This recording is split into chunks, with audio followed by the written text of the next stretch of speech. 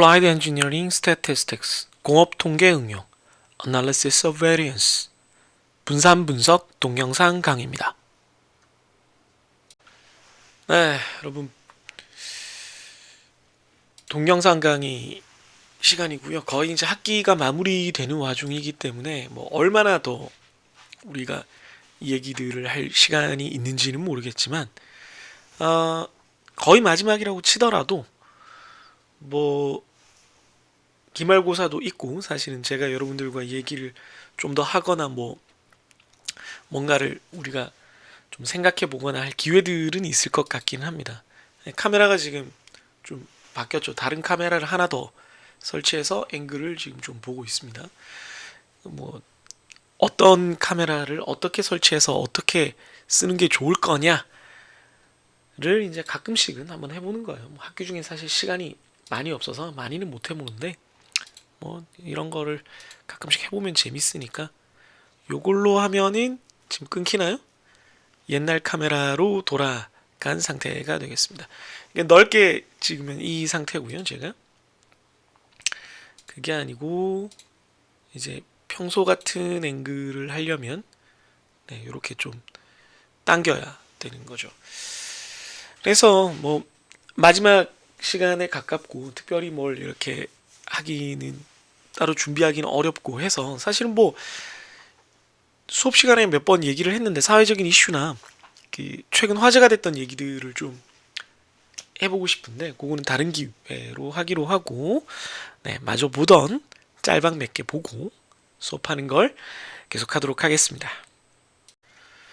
네, 애덤 스미스 공부법 보이지 않는 손이 대신 공부하고 있다.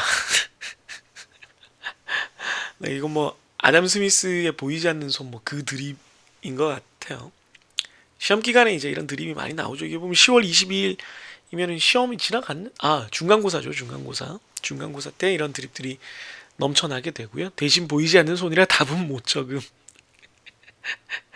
그렇죠. 네. 대신 언제까지나 손이라 내용이 머리로 가지 않음. 뭐 여러 가지 얘기들을 하고 있기는 한데, 네, 뭐 그럴 수는 있습니다만. 이거 그거랑 페어잖아. 케인즈. 장기적으로 학점은 죽는다. 이게 뭔 얘기냐면 존 메이나드 케인즈라는 경제학자가 이제 거시경제학 뭐 수정자본주의라고도 불리는 네. 그 존 메이나드 케인즈라는 분의 명언 중에 하나가 왜 우리가 가만히 두면은 시장이 균형 상태를 찾는데 그게 이제 고전주의죠. 왜 자꾸 시장에 간섭을 하려고 하냐. 간섭을 안 해야 되는 거 아니냐. 이게 잘 돌아가는데 보이지 않는 손으로. 그래서 균형으로 돌아간다고? 그러면 돌아간다. 장기적으로. 단기적으로 약간의 부작용이나 그러니까 불균형이나 이상적이지 않은 상황이 생길 수 있지만 결국 차익 거래 기회는 사라지고 불균형한 균형은 균형으로 돌아간다. 그러지 않으면 사람들이 거기서 이익을 계속 편취할 테니까 누군가가 거기에 이익이 존재하면 달려들어서 그 이익을 없애게 된다. 라는 거죠. 좀만 기다려주면 된다. 괜히 거기에 간섭하는 건 비효율을 증가시키는 거다. 라고 하는 그 비판. 뭐 인터넷에 보면 케인스 대 하이에크 랩 배틀이라는 것도 있습니다. 거기에 대해서 이제 존 메이나드 케인스라는 이 위대한 학자께서 하신 말이 장기적으로 균형으로 돌아간다고 모든 것이 정상화된다고? 좋아. 근데 너 죽고 나서 그런 게 무슨 소용이냐. 장기적으로 우리 모두는 죽는다. 장기적으로 균형으로 돌아간다는 게 유한한 삶을 살고 있는 그리고 그 짧은 시간 동안의 고통이 굉장히 문제가 되는 우리에게 그게 무슨 대답이냐. 우리는 경제학에서 그런 식의 경제학 이상적인 경제학 논리에서 가정하는 무한한 시간과 기회를 받은 어떤 이성적인 존재가 아니다 라는 얘기를 한 겁니다. 쓸데없는 얘기가 좀 길었네요. 밑에 보니까 이제 남은 건 이순신 공부법이다. 나의 정답을 교수님께 알리지 않는다. 나의 웃음질에 젖은. 좀 알려주세요. 물리 1일 전 타노스 공부법 들어간다. 반만 외운다. 반만 외운 것 중에 반만 맞는다. 25점. 반만 외운 것 중에 반만 시험에 나왔는데 반만 맞아서 12.5점. 반만 외운 거 중에 반만 시험에 나왔는데 반만 풀었는데 반만 맞아서 6점이 5점. 반만 외운 거를 제대로 외웠느냐 또 들어갈 수가 있어요. 정찬성 공부법 같다. 정찬성 선수의 마지막 그 경기 후에 멋진 은퇴 인터뷰였죠. 은퇴할게요 뭐 이러면서 얘기를 하셨던 건데, 자퇴할게요. 제가 자퇴하는 이유는 저는 꽈탑이 목표인 사람입니다. 저는 B 플러스 C 플러스 D 플러스 맞으려고 대학을 다니는 게 아니에요. 위에 탑 랭커들을 이기지 못하는 건 냉정하게 이제 자퇴할 때가 되지 않았나 생각합니다. 이게 이제 우리나라 대학 교육의 문제 중에 하나인데, 절대평가를 제대로 할 수 없는 풍토를 만들어 놨기 때문에 상대평가를 하면서 계속 학생들과 선생님을 양쪽으로 괴롭혀야 되는 사태가 생기는 겁니다. 아무튼 뭐 그래요. 답은 호랑이 가죽 공부법이다. 시험지 이름 석자만 남긴다. 여러분, 동기가 알려준 건데요. 주마등 공부법이라는 게 있대요. 목을 매면 지금까지 공부했던 것들이 주마등처럼 스쳐 지나가면서 복습이 되는 거죠. 문재인 공부법으로 간다. 이제 북만 바랍니다. 그 북이 아닌데. 최종 공부법. F다. 데카르트 공부법이다. 나는 시험 생각 안 한다. 고루 시험은 존재 안 한다. 이건 근데 웃어 넘길 건 아니고, 이게 이제 인식론이죠. 인식론. 데카르트. 코기토 에르고 숨. 나는 생각한다. 고루 나는 존재한다죠. 그러니까 내가 생각을 하는 주체로서 세상을 인식하고 있고, 이 세상은 내가 인식하는 대상이다. 나의 인식으로 형성된 대상이다라는 거죠. 그런데 이제 만약에 데카르트 공부법에 따라서 내가 시험을 생각 안 하면 고루 시험은 존재 안 한다는 말을 웃기려고 했겠지만, 이게 틀린 말이 아니고 단순히 인식론의 그 논리적 구조로서만 맞는 게 아니라 정말로 실제적으로 존재론적으로 내가 시험을 생각 안 해서 시험 안 보면 시험 존재 안 하는 거죠. 뭐 어떡할 겁니까? 시험은 죽었다. 네, 이거 니체 공부법인데, 네, 설득력 있는 얘기네요. 니체 공부법도.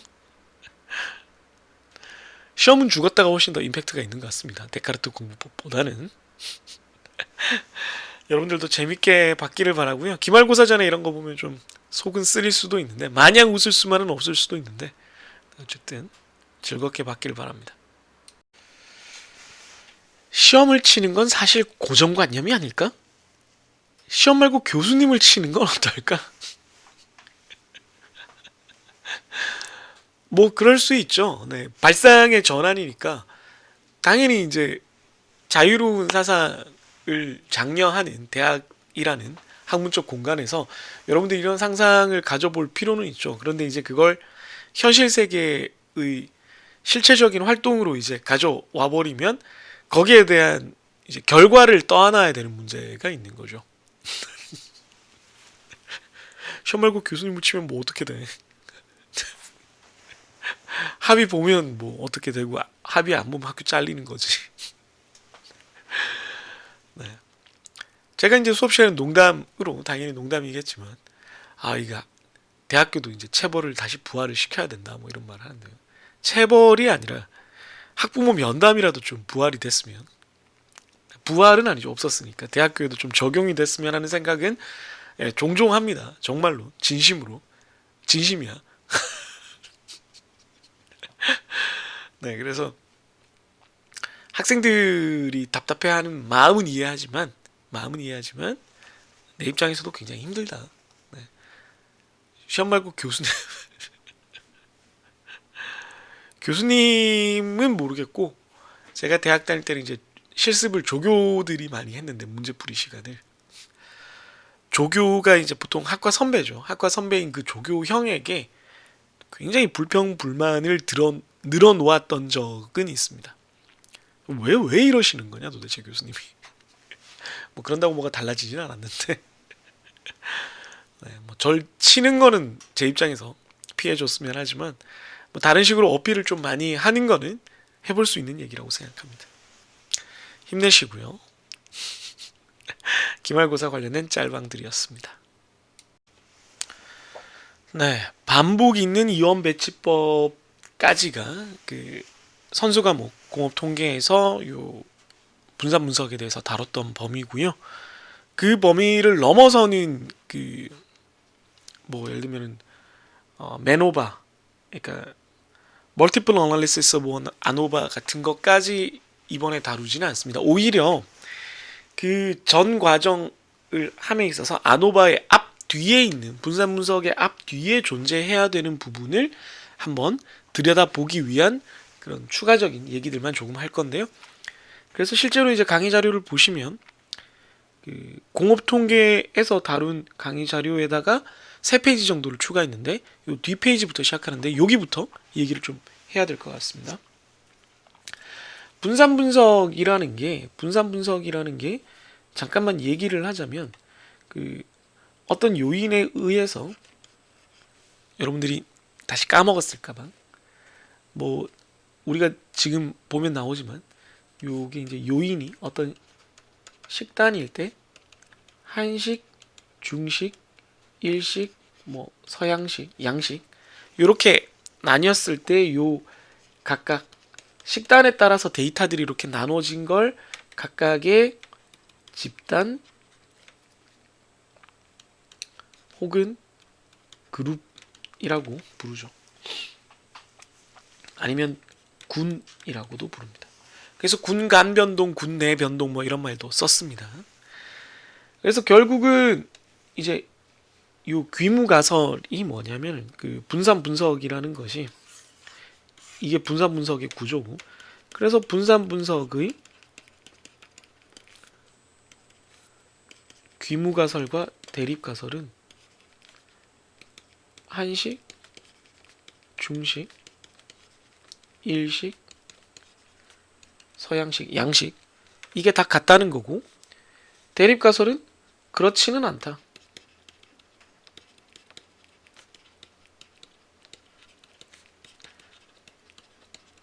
다른 게 있다 하거든요. 그럼 이제 이원 배치법은 뭐냐면 이제 데이터가 두 종류가 있는 거예요. 두 종류가. 여기 이제 분산 분석의 기본적인 개념을 설명을 한 거고 예제 10-6을 여러분들이 다시 한번 들여다보면 아는데 저도 보면서 얘기를 해야 되겠군요.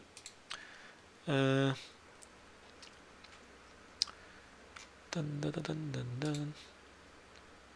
여러분들은 그 실습 파일을 열어서 보시면 되고요. 저는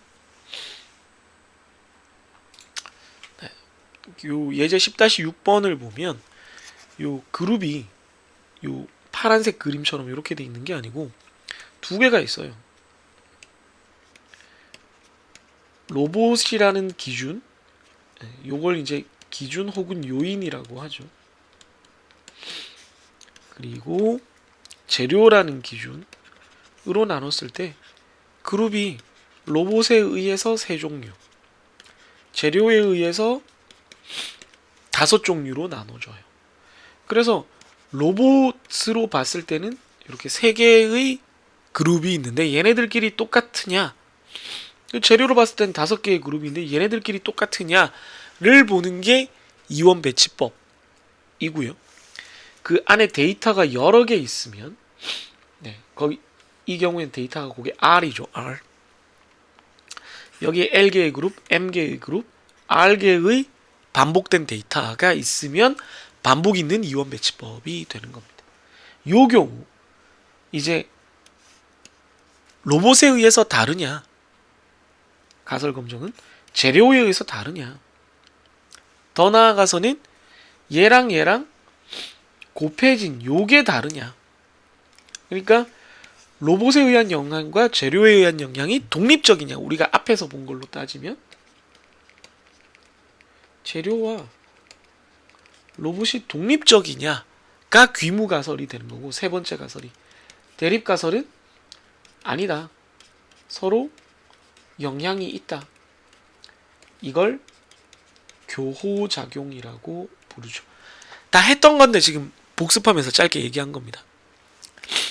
여러분들이 1페이지부터 7페이지 내용을 다 동영상으로 보셔야 되고요. 이걸 짧게 얘기한 이유는 제가 이제 할 거는 요 다음이기 때문이죠. 그러면은 이걸 우리가 볼 때 그 각각 A라는 요인, 여기선 로봇, B라는 요인, 여기선 재료가 유의미하게 영향을 주느냐, 로봇에 의해서 나눠진 집단과 재료에 의해서 나눠진 집단이 서로 다르냐, 평균값이. 그거는 각각 요 SSA, SSB를 이용해서 MSA, MSB를 전체 에러의 평균값 대비 어느 정도냐로 보는 건데, 요 교호작용은 세 번째죠. A와 B 요인의 곱의 오차항, SSAB라고 불리는 얘를 가지고 본단 말이죠. 그런데 만약에 이 세 가지 가설 검정 중에 세 가지 가설 검정을 하는데 얘가 없어지는 경우는, 그러면은 교우작용이 없는 각각 두 가지의 별도의 가설 검정이 되거든요. 네. 그러니까 그냥 A에 의한 영향력, B에 의한 영향력만 따로 보는 거예요. 그냥 그런 겁니다. 그러면은 얘는 어디로 가야 되냐? 얘가 큰 의미가 없다. 값이 0이라는 게 아니라 되게 작다는 거예요. 그래서 큰 의미가 없다는 겁니다. 얘가 가지는 값이 통계적으로 유의하지 않다. 근데 0은 아니니까 얘를 무시할 수는 없고, 그러면 어떻게 하느냐 하면 요 다음 페이지를 보시면서 보세요. 얘랑 얘를 합쳐서 이제 여기에다 집어넣고 요거 분의 요거, 요거 분의 요거로 각각 A와 B의 영향력을 따로 보면 됩니다. 그 얘기입니다. 그래서 교우작용이 없다고 나타난 경우 분산을 풀링을 해버립니다. 풀링이라는 게 이게 집어넣는다, 이렇게 이 안에 넣는다 이런 뜻이잖아요. 그래서 원래는 SSAB가 있었는데 A 곱하기 B라는 게 있었는데 그걸 여기에 쇽 넣어서 SSE랑 같이 더해버려서 반복 없는 형태, 그리고 교우작용이 없는 형태로 환원을 해버립니다. 그래서 가설은 두 가지예요. 두 가지. A의 그룹들, A로 나눠진 그룹들이 다 같다. 아니다. 다 같진 않다. 그 다음에 두 번째 가설은 B로 나눈 그룹들이 다 같다? 아니다. 요것만 있는 거예요. 세 번째 가설이 없어진 이렇게 두 가지 가설로 다시 가설 검정을 하는데, 그때 요 SSE 프라임이라고 불리는 풀링된 분산을 기준으로 이렇게 해서 MSA, MSB를 나눠서 FB를 다시 구하는 겁니다. 이해되셨어요? 그래서 그걸 이용을 해서 여러분들이 예제 10-7을 한번 해볼 수가 있습니다. 이원 배치법을 그 만두제조 스마트 팩토리에서 이미 했는데 분산을 풀링을 해서 할 수가 있는 거죠. 네, 그 말로만 간단하게 한번 설명을 해보겠습니다. 네, 예제 10-6 이미 같이 한번 풀어봤었고요, 예전에. 그래서 A의 로봇에 의해서 ABC라고 해서 좀 그렇긴 한데 첫 번째 요인 A 요인이 여기서는 로봇이거든요. 로봇 ABC의 그룹이 다 똑같으냐, 이게 첫 번째 가설이고요. 두 번째 가설 검정은 재료에 의해서, 재료가 1, 2, 3, 4, 5까지 있죠. 재료에 의해서 나눠진 이 집단들이 평균값이 다 똑같으냐 하는 게 두 번째고요. 세 번째는 교호작용이 있느냐 하는 겁니다. 여기서는 가설 검정 해보면 교호작용이 있다라고 나오는데 만약에 없다면 어떻게 되겠느냐 하는 거고요. 여기서 이제 이미 보이지만 SSA, SSB, SSA 곱하기 B 꽤 크죠 지금. 커서 이걸 지금은 그렇게 할 수가 없는데 얘는 SSE입니다. 그래서 교우작용이 만약에 없다라고 가정을 해서 풀링을 한다 치면 얘는 그대로죠. 얘도 그대로죠. 얘가 없어지니까 얘랑 얘를 더하게 됩니다. 지금 얘가 없다는 게 전제거든요. 얘가 없다는 게 전제입니다. 그러면 MSE 값은 뭐 이건 똑같거든요. 예. 여기 자유도가 4기 때문에 이걸 나눠준 거예요. 뭐 확인을 해보시면 예, 이렇게 되는 겁니다. 예, 잘 나눠주는데 얘의 자유도가 얼마가 되냐면 이 두 개의 곱이 돼요. 예, 요게 됩니다. 뭐 within인데 SSE 프라임이라고 명확하게 적겠습니다. 그럼 이제 그 FB가 어떻게 되냐면 네, 이게 좀 달라지죠. 네. 아이, 이상한 게 들어갔네. 원래는 저 FB가 어떻게 11이 어떻게 나온 거냐 하면 이거를 그 MSE의 프라임으로 나눠줘야 되잖아요. 자, MSE로 나눠줘야 되잖아요. 네, 이러면 이렇게 나오는 거란 말이죠. 그러려면은 얘를 다시 계산해야 되니까 얘를 다시 계산해야 되고 얘는 SSE 값을 식을 보시면 뭘로 나눠주냐면 자유도로 나눠준 값입니다. 그럼 얘는 이거 나누기 이거가 되고요. 얘는 이거 나누기 요거가 됩니다. 좀 작죠? 그래서 F값이 좀 작아지는 문제가 있기는 합니다. 그럼 요거는 F 디스트리뷰션 1-죠. 0점이라서 네, 이걸로 해도 될 것 같긴 한데요.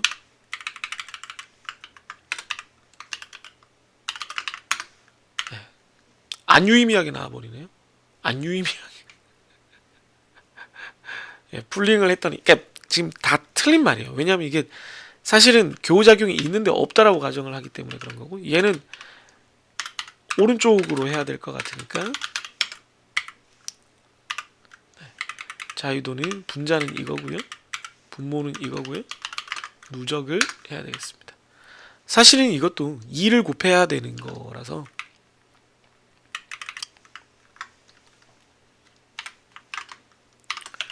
뭐 이렇게 해야 되긴 한데 좀 애매하죠 사실은. 네. 그래서 살짝 넘었다 라고 볼 수가 있습니다. 아 이거 뭐 F 크리티컬은 잘못된 거라서 이미 의미가 없고요. 이것도 자유도가 4분의 45나 2분의 45가 아니고 4분의 8, 2분의 8이 되어버렸기 때문에 네, 2배를 하는 게 맞고요 사실. 그래서 뭐 이런 식으로 계산을 한다 라는 것만 알아두시면 되겠습니다. 네. 그래서 의미가 없는 거지만 그냥 이렇게 계산을 하게 되고 여러분들이 풀링한 분산이라는 용어를 만나면 그런 뜻이다 라는 걸 알아두시면 되겠습니다. 네, 사후 분석입니다. 사후 분석. 분산 분석 결과에 대한 추가 검정인데요. 이게 뭔 얘기냐면은 앞에서도 얘기했지만 우리가 어떤 요인에 의해서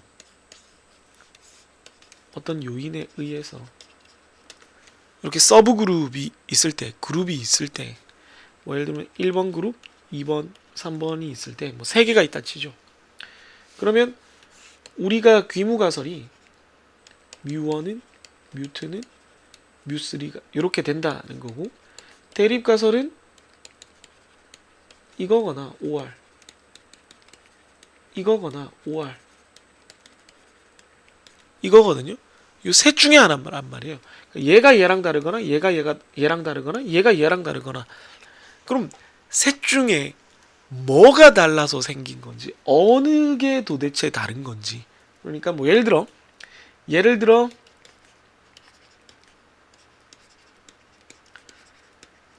이런 경우일 경우 평균값이 이렇게 돼 있을 경우 얘는 한 덩어리고 얘가 다른 거냐 아니면 여기가 다르고 얘는 한 덩어리냐 아니면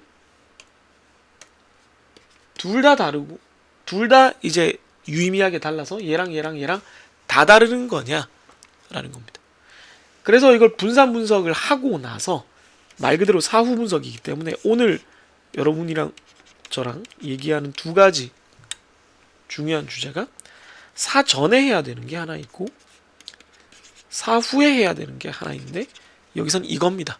우리가 분산 분석에 대해서는 거의 다 다뤘고 기본적인 건 사후에 추가적으로 좀 더 해봐야 되는 게 있어요. 그래서 포스트 혹 어널리시스라고 여기 적어놨지만 포스트 혹이라는 게 라틴어로 after that이라는 뜻입니다. after that. 얘가 이름이 after that입니다. 그러니까 뭐의 후에라는 뜻이에요. 그래서 사후에 분석을 하는 게 여러 가지가 있을 수 있는데 그 중에 가장 중요하다라고 할까? 뭐 많이 하기도 하고요. 또 궁금해하니까 중요한 거죠. 한 게 바로 요 어느 집단이 다른지를 확인하는 다중 비교, multiple comparison입니다. 그러니까 뭘 비교하는 거겠어요? 다시 한번 말하지만 요 얘들을 비교를 하는 겁니다. 뮤1, 뮤2, 뮤3를 비교해서 여기 잘못 적었. 얘들을 서로 비교를 해서 어디가 과연 달라지는 지점인지를 알고 싶다는 겁니다. 이거를 그럼 어떻게 하느냐? 이거를 사후 분석을 하는데 여기 다음 페이지에 등분산성이 나오지만 이 집단끼리 서로 등분산이라는 가정 하에서 사후 분석을 하는 멀티플 컴패리즌을 하는 그 방법이 굉장히 많은데 그 중에 대표적인 것들을 좀 언급을 하고 우리가 할 만한 것들을 한두 가지만 얘기를 하겠습니다. 첫 번째는 Fisher's LSD, Least Significant Difference라고 해서 최저 중요성 차이라고 할 수가 있습니다. 이게 뭔 얘기냐면 우리가 앞에서 t-테스트를 배웠으니까 평균끼리 같냐 다르냐를 따지는 것은 결국은 그냥 얘랑 비교하고 얘랑 비교하고 그러면 되는 거 아니에요? 이렇게 크기가 정해져 있으면 얘랑 비교하고 얘랑 비교하고 두 번만 하면 되네. K개의 서브그룹이 있으면 K-한 번만 페어드 t-테스트 하면 되는 거 아니냐? 그러니까 뭐 페어드 t-테스트든 그냥 두 집단 테스트를 하면 되는 거 아니냐? 라고 했을 때 문제는 뭐냐면 요 부분을 잘 보시면 요렇게 두 개를 가지고 가설 검정을 t-테스트로 했을 때 일종 오류가 알파잖아요. 얘를 가지고 똑같은 엄격함으로 그러니까 똑같은 significant level 유의 수준 알파를 가지고 한다면 얘도 일종 오류의 가능성이 알파예요. 그럼 얘랑 같은지 다른지 얘랑 같은지 다른지의 테스트를 두 번을 했는데 이 두 번을 한 결과 뭐 예를 들면 얘는 얘랑 똑같고 얘는 얘랑 다르고 뭐 어떻게 나왔겠지만 뭐가 됐든 이 두 번의 테스트가 완벽하게 오류 없이 일어났을 일종 오류 없이 수행되었을 가능성은 각각 1-알파 1-알파니까 1-알파의 제곱이 돼요. 제곱이 됩니다. 그러면 얘가 반대로 오류가 있을 가능성은 1에서 1-알파의 제곱을 해보시면 어떻게 되죠? 2알파-알파 제곱이 돼요. 알파가 되게 작은 값이니까 거의 0에 수렴한다 그러면 5%라 그러면 알파 제곱은 얼마죠? 0.00025니까 엄청 작아지죠. 그러면 2알파입니다. 그러니까 일종 오류가 점점 누적되는 수준으로 오류가 점점 커져요. 그래서 단순히 그냥 이렇게 t-테스트를 계속 중첩해서 하는 이 피셔 방법 같은 경우는 오류가 너무 커지는 위험성을 내포하게 된다. 그러니까 이게 좋은 방법이 아니다라는 거죠. 그래서 실제로 얘는 거의 안 쓴다 라고 보시면 되겠습니다. Fisher's LSD는 거의 안 쓴다.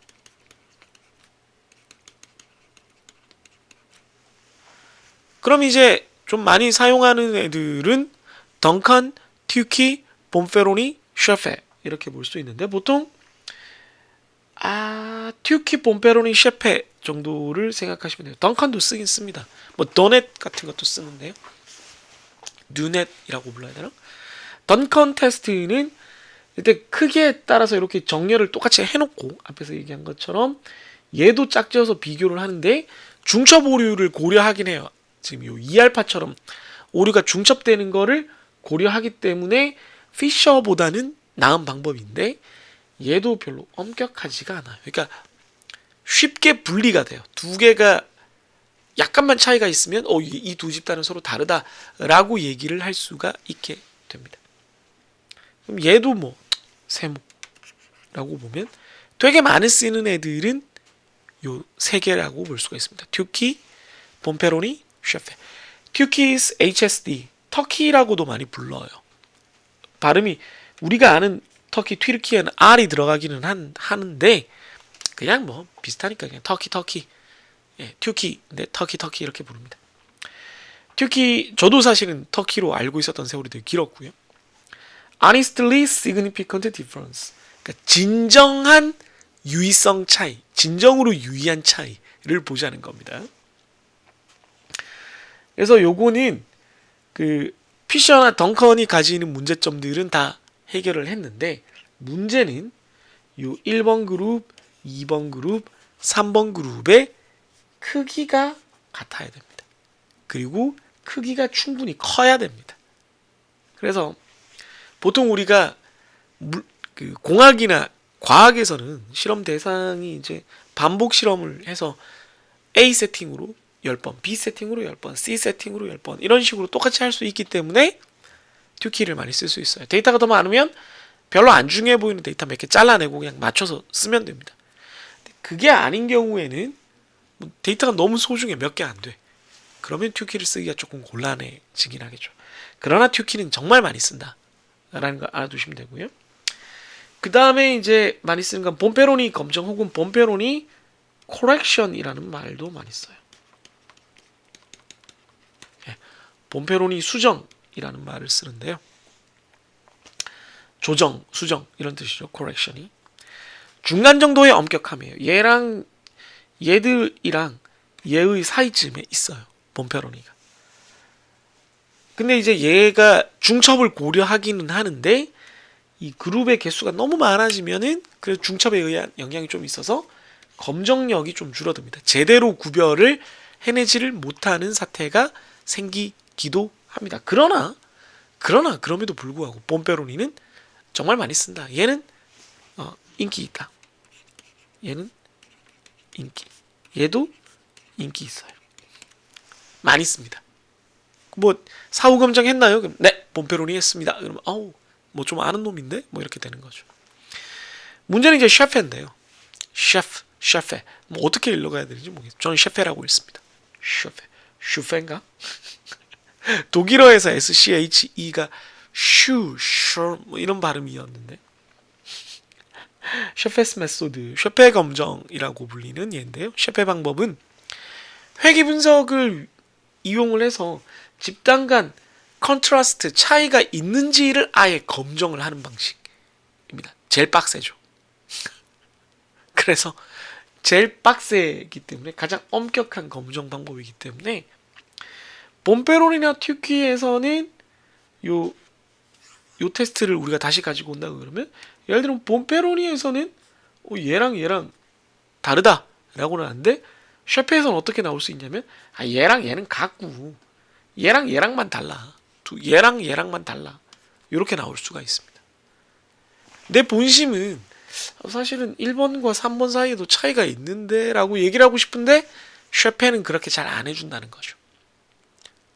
그래서 이 요인에 따라서 그 종속 변수 우리가 관측하려는 값에 영향을 주기 때문에 달라진다. 서로 평균값이. 이렇게 우리가 얘기를 하고 싶고 그걸 사후 검정을 통해서 구체적으로 보여주고 싶은데 셰페 쪽으로 가면 내 의도대로 잘 안 된다. 대립가설을 채택을 하긴 했는데 그 대립가설을 더 구체적으로 쪼개서 얘랑도 다르고 얘랑도 다르고 이렇게 얘기를 하고 싶은 게 나의 본심인데 나의 실험 가설인데 거기까지 잘 안 보내준다.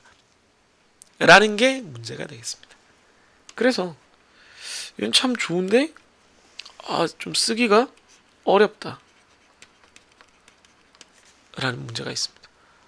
그래서 통계 패키지, 전문 패키지는 잘 들어와 있는데 제가 이번에 하면서 보니까 파이썬 라이브러리에도 셰페 메소드가 콜앱에서 부를 수 있는 수준으로는 안 들어와 있더라고요. 그래서 다른 걸로 한번 보여드리도록 하겠습니다. 같이 한번 보시죠. 네, 요거 실습을 좀 하도록 하겠습니다. 식단에 따른 체중 변화 데이터가 원래는 이렇게 생긴 거죠. 이렇게 생긴 겁니다. 이거를 제가 이렇게 한 줄 형태의 데이터로 만들어 놨거든요. 예, W 체인지와 퀴진. 근데 보면 나중에 다시 보시면 이게 얼마나 삽질인지 알 수가 있게 됩니다. 여기서 이제 보시면 요거를 파일을 요 샘플 데이터 쪽에다가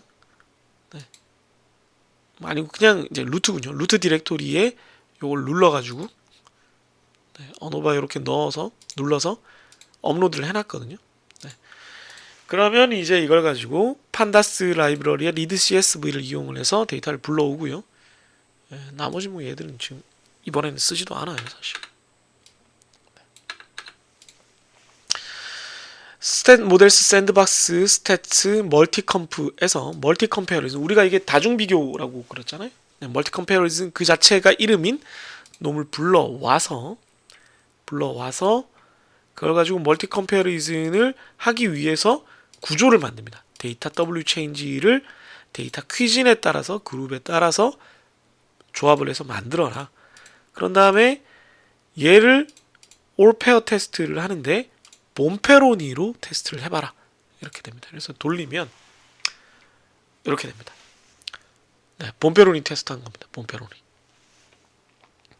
네, 0.08로 해서 테스트를 했어요. 그래서 차이니즈와 저페니즈를 비교한 거를 봤더니 P밸류가 0.093인데 P밸류를 코렉션 했더니 5.6% 그래서 false. 뚜렷한 차이가 있다고 보기 힘들다. 차이니즈 코리안은 차이가 크다. true. 차이니즈 웨스턴 차이 별로 없다. false. 저페니즈 코리안 0.08 아슬아슬하게 차이가 있다고 보기 힘들다. false. 저페니즈 웨스턴 true. 코리안 웨스턴 true. 그러니까 봤을 때 웨스턴과 차이니즈가 비슷하고 차이니즈와 저페니즈도 비슷한데 저페니즈는 그래도 웨스턴과는 좀 다른 수준이고 코리아는 저페니즈 빼고 나머지 웨스턴 차이니즈랑 다 좀 격차가 있는 수준이다. 이렇게 볼 수가 있습니다.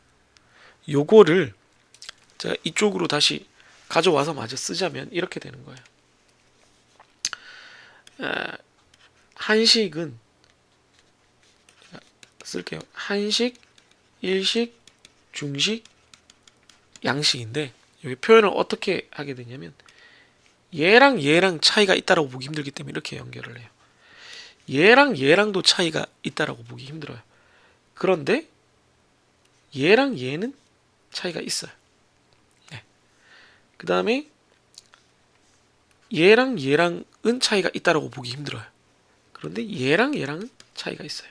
얘랑 얘랑도 차이가 있습니다. 그래서 사실은 차이가 있다라고 불리는 곳은 지금 X표가 3개 있죠. 이건 원래 안 써요. 아예. 이렇게 하는 겁니다. 네. 이렇게 합니다.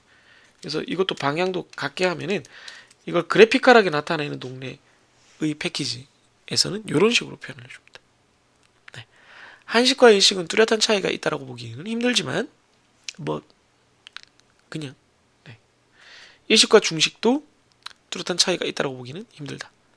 중식과 양식도 뚜렷한 차이가 있다라고 보기는 힘들다. 그러나 한 칸 건너서부터는 다 차이가 뚜렷하게 있다. 만약에 그러면은 일식과 양식도 차이가 없다라고 한다면 아예 그림을 이렇게 그리게 돼요. 이렇게. 네. 만약에 그런 경우는 얘가 없고 이렇게 됩니다. 네. 근데 지금은 그렇게 안 돼 있고, 네. 이런 식으로 되어 있는 상황이다라고 볼 수가 있겠습니다. 아니면은 패키지에 따라서는 이렇게도 그립니다. SPSS가 아마 이럴 텐데 얘랑 얘랑 있고요. 얘랑 얘랑 있고요. 얘랑 얘랑 있게 됩니다. 만약에 세 개가 다 똑같은 수준이다 그러면 요렇게 이어주게 돼요. 요러면 얘랑 얘랑 비슷하지만 얘는 나머지 애들이랑은 다르고 이 셋은 같은 수준이다. 이런 식의 뜻이 됩니다. 지금 한식, 일식, 중식, 양식의 관계는 봄페로니 커렉션을 통해서 나눠본 기준으로는 이렇게 된다라고 얘기를 할 수가 있겠습니다.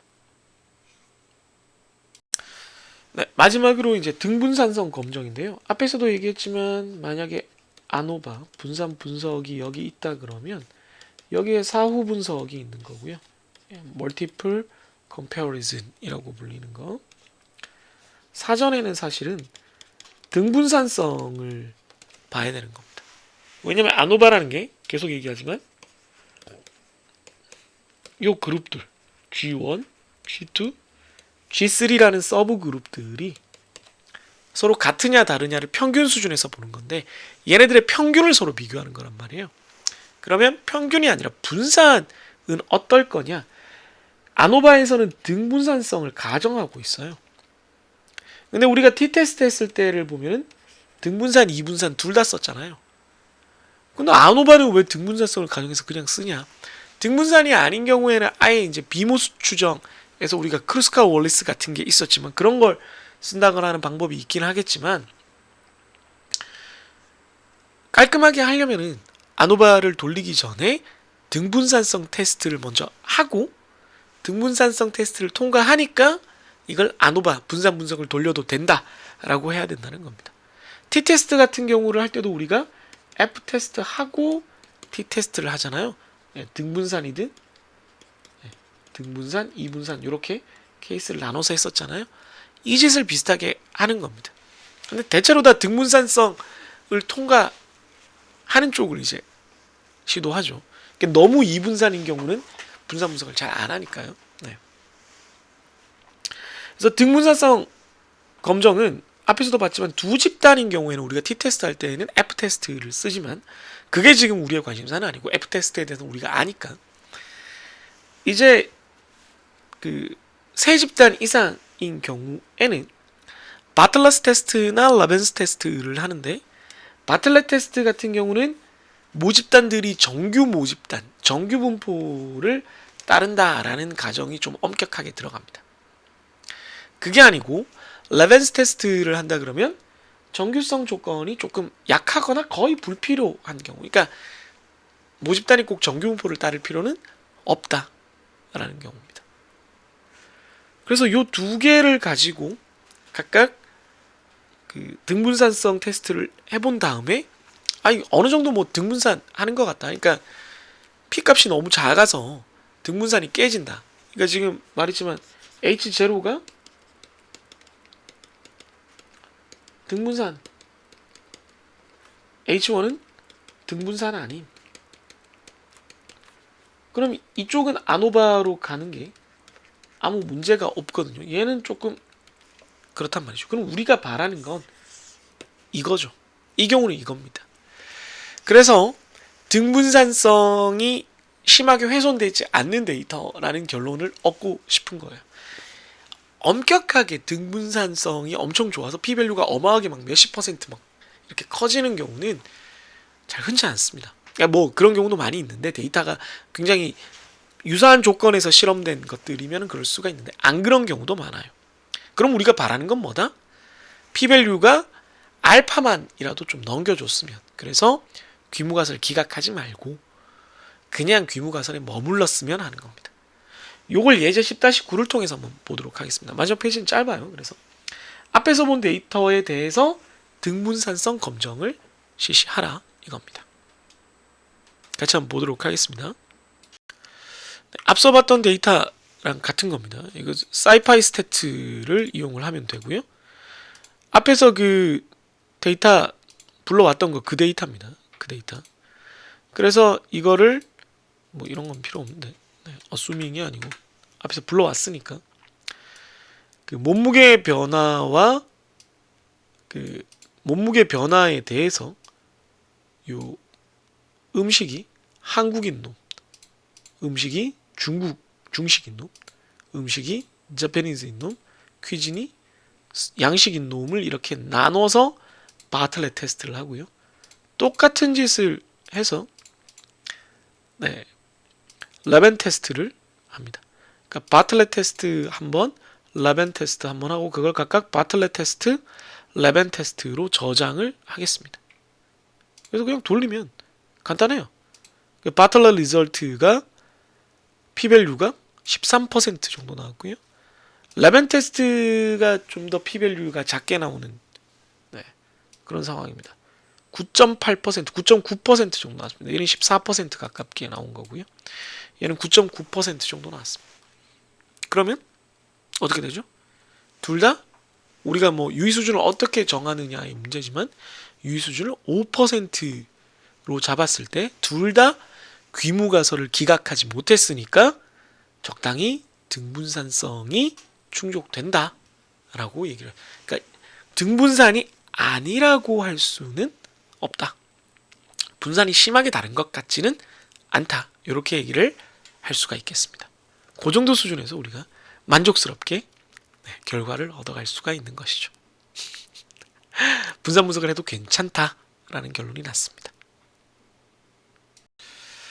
네, 분산 분석에 대해서 이제 추가적으로 우리가 그동안 알고 있던 것들에 더해서 뭐 분산의 풀링, 이원 분산 분석에서의 교호작용이 없을 때 분산의 풀링, 그리고 사후 분석, 그리고 등분산성 검정을 알아봤습니다.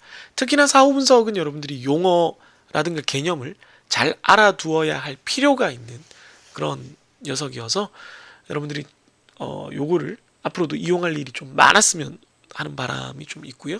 도움이 많이 되었기를 바랍니다. 분산 분석이 뭐 다양한 환경에서, 다양한 실험에서, 다양한 상황에서, 다양한 목적으로 많이 쓰이는 통계적 기법이고, 특히 우리 과 학생들 같은 경우는 실험계획법에서 너무너무 많이 중요하게 다루는 통계적 기법이기 때문에 이 단원에 대해서 여러분들이 잘 공부하기를 바랍니다.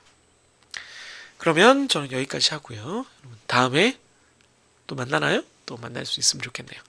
다시 만나도록 하죠. 안녕히 계세요.